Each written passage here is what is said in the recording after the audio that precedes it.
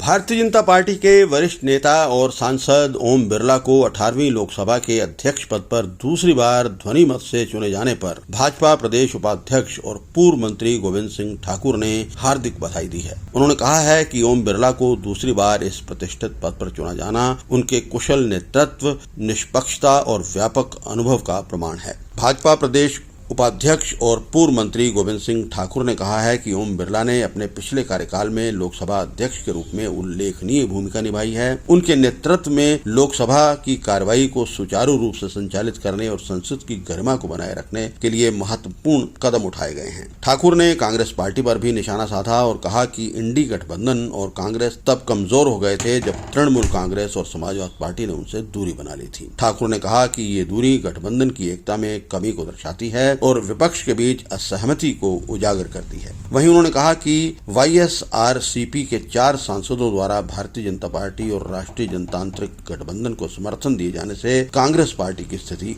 और भी कमजोर हो गई है। पिछले कल जब लोकसभा में लोकसभा अध्यक्ष के लिए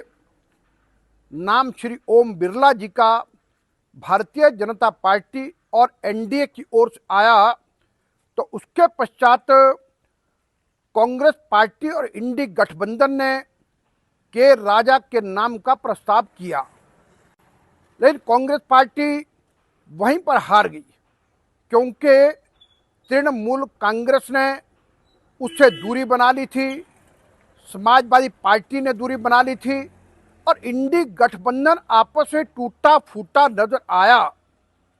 और वाईएससीआरपी के 4 सांसदों ने भारतीय जनता पार्टी और एनडीए गठबंधन को सहयोग करने का वायदा किया और तब कांग्रेस पार्टी को लगा इससे हमारी बड़ी फजीयत होगी और इसीलिए उन्होंने इस पर मत विभाजन नहीं मांगा और जिसके परिणाम स्वरूप भारतीय जनता पार्टी के और एनडीए गठबंधन के प्रत्याशी श्री ओम बिरला जी लगातार दूसरी बार ध्वनि मत से लोकसभा के अध्यक्ष निर्वाचित हुए। और मैं कहूंगा कि राहुल गांधी विपक्ष के नेता बनने के बाद पहला कदम जब लोकसभा में रखा तो उनको पराजित होना पड़ा है। और मैं दूसरी बात ये कहूंगा कि पिछले कल ही श्री ओम बिरला जी ने लोकसभा अध्यक्ष की कुर्सी पर बैठते ही पहला काम वो किया जिसकी आस इस देश के 140 करोड़ लोग और जो संविधान के प्रति प्रेम रखते हैं, जो लोकतांत्रिक मूल्यों में श्रद्धा जिनकी है, वो करते थे। उन्होंने आपातकाल